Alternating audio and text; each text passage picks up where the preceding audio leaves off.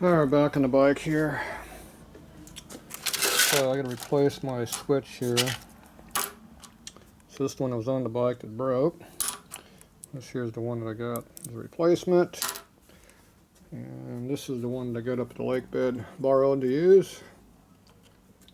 So it's binding up in here with all the wiring, because all the wiring's way out here on the outside edge where it don't belong. And it's got the starter button switch not working now. Works when it feels like it, which is not very good. So we're going to take this all out and rewire it, and then hopefully the starter button works again. If not, we'll have to replace it too. So my bike, everything's real simple. You undo this quick disconnect here, pull out that bolt, and the whole dash thing comes right out. This is basically a dash. So switch panel, whatever you want to call it. The only thing I got that's weird is I wired in this switch over here, so it's wired in separate. So some add-on stuff got added over the years and not really made a quick disconnect like the rest of it was originally. So it makes it slightly harder to deal with. I also got to make some fairing brackets here. Appears to be a little bit broken right here. Got to deal with that too. And as I recall, the master brakes were a little soft. Yeah, they work out fine right now. Yeah, those are plenty adequate. But, that's a third thing if we really want to get involved here. Okay, that totally disconnects everything right there. Don't have to worry about any juice now. This here gets that out of the way also. That's my dead man. That cuts the power off to all these switches anyway. Alright, so now we gotta do is work on this stuff. Switch seems to be semi-loose anyway.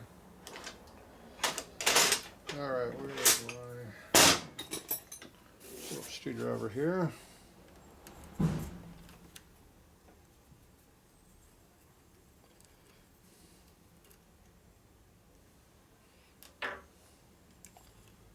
All of those are, I'm assuming, hots.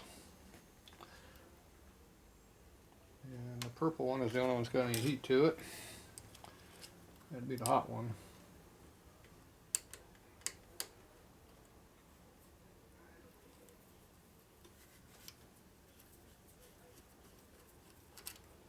The screwdriver's pushed around the back of the switch under it, so that's probably what damaged it.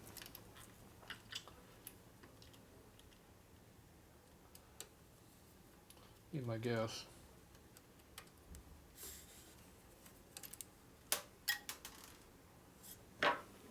Just got away. Don't know where the lock washer went. Didn't see that bouncing.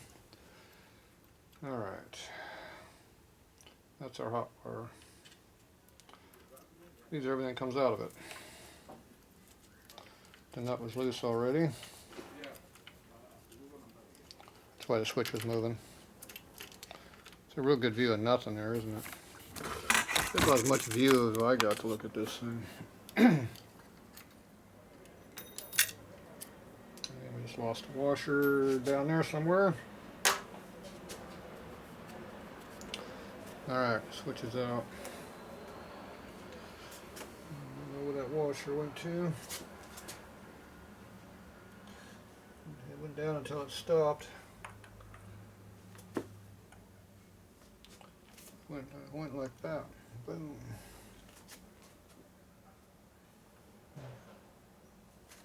Yeah. Gone in a bottomless pit. Didn't come out the bottom. Oh well, it's 2 washers lost already. We're just getting going. Alright, so all of these wires here are definitely not happy. Especially this switch right here. Okay, that's this hot wire right here. A rat nest. It's so dirty, everything looks like the same color. Even though they're all different colors.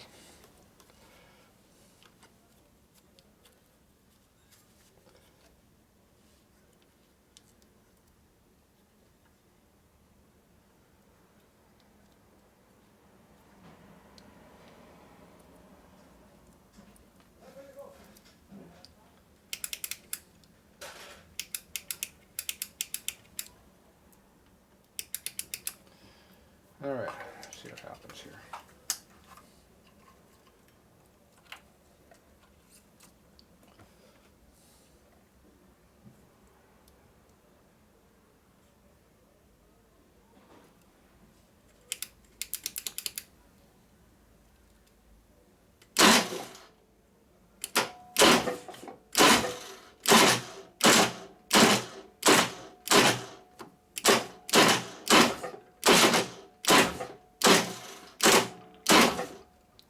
Switch seems to be working. We'll see if it continues to work. Alright, everything's disconnecting. So, switch is delicate. Don't push on it too hard. Alright, so this switch here, usually a switch is off when it goes like this. So right now we're on, that would be off. On, off. So this is our off position. Off needs to be here. The wires are coming in right on this side over here. This is a spade terminal switch, not a screw switch. So that's going to be a major problem for me. I need a screw switch. I can't run a spade switch. So this switch here is already not going to work for me. Didn't take long to have something not going to fly. Okay, now I can go hunt down a switch. Maybe I got something to build in here that I can actually find. We'll see. Alright, I'm back. Upstairs I got some heavy duty Targa switches I use for the bikes, for custom stuff. So these are Gardner Bender brand. It's a good quality switch. Don't have any problem with these. So last time I looked, Home Depot sold these. But there's other people too. They're good quality switches though, so, and they're relatively cheap too, which is nice also. They're not a military switch, but so I've never had any problem with them. And the biggest thing is they got screw terminals on the back, and they got a post on it where I can bend it out of the way so it doesn't push against my mounting place over there. Because I'm going to mount it like this, where it works off. If I put it over like that, it's on going in. I don't want that one on going out. So that means off would be the opposite way. So this is off, it has to mount like this. This one's going to have to be bent over, this one's coming from the bottom. So I'm going to bend this one up a little bit and this one over a little bit, and hopefully I don't get in the way of the switch under it, which is causing a problem with my starter button was underneath this one, causing a problem. So we're going to bend it. So, take a little pair of channel locks here, leave the screw in there, and bend away. Then bite on it like that, bend it over. Looks better when it works in the direction I actually work my hands, it works better. Okay, that gets that away from the terminal plate, so hopefully I can get it in there where I need to be. And this one here is the one that's going to have all the load on it. This is the output one.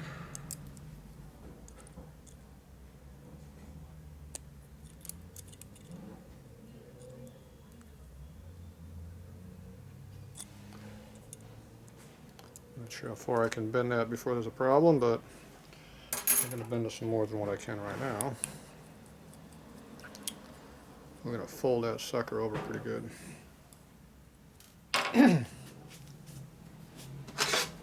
Take my flat bills and really bend it over. I don't want to pull it out of the switch because it's just spot welded. It's kind of like riveted into the switch, so don't get too carried away.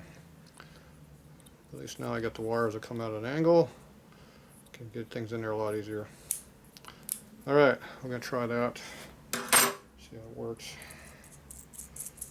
I don't need all this fancy crap out here.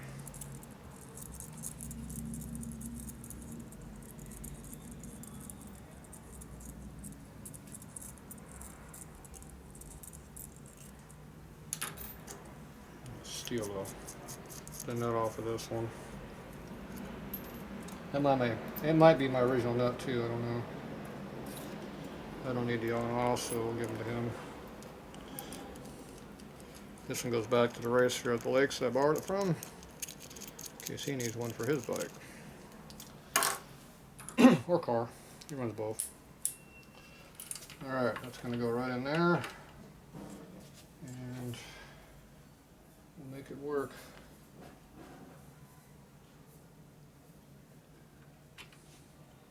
Be tight in there. It's right up next to the my mounting bracket's right here, so I don't want to touch anything, so I'm going to have to bend that over some more too. I need a switch where they got the screws in the back, but can't seem to find anything like that around here, so damn it. So we'll have to continue searching for the switch I actually need. For now, we're going to make this one work, and then I'll go hunt down what I really need.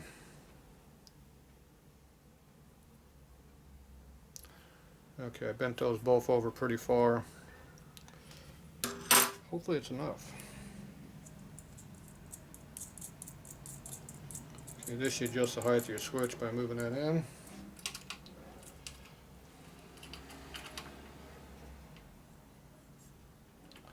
I don't like my switches sticking out way far, so I'll go just enough to put a nut on it.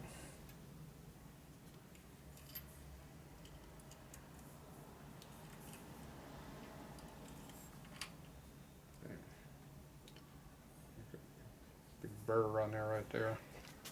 File that off a little bit. Grab a file and back and forth until the burrs are gone.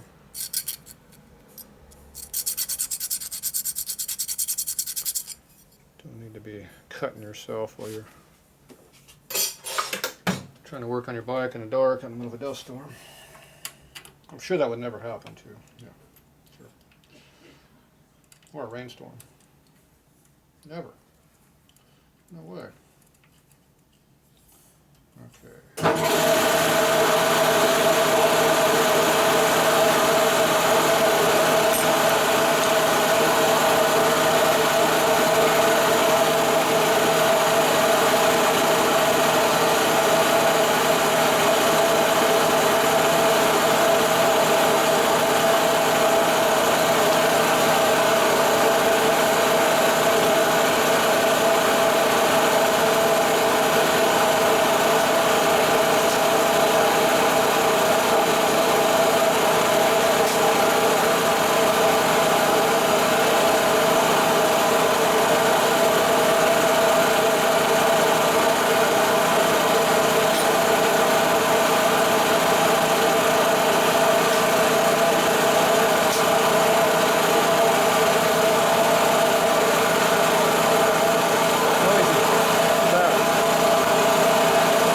Okay, I got all wired back up.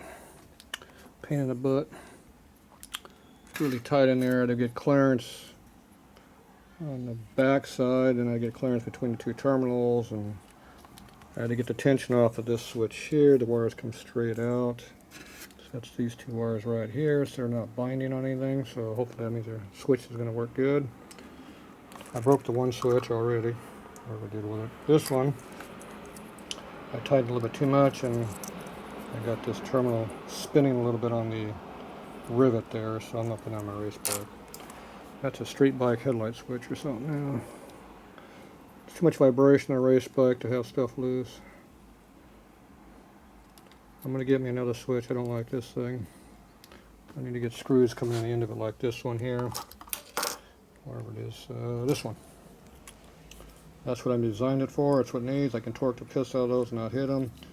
And you can be right up against the steel bracket like this and not hit anything. Right now it's right up against the edge there, close. So it's real tight on the back side. It's tight between the two terminals. Everything's just tight, tight, tight.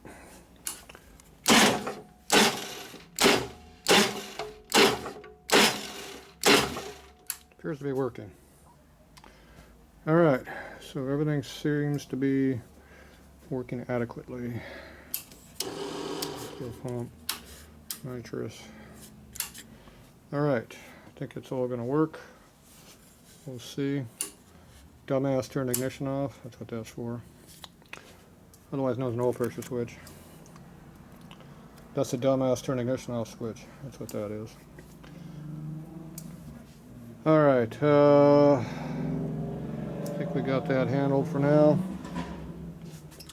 So now it's just a matter of figuring out what the hell's wrong with the, why I'm not getting 15 volts to everything like it should be consistently. Alright, I'm going to clean all this mess up and we're going to tear into the back of the bike now.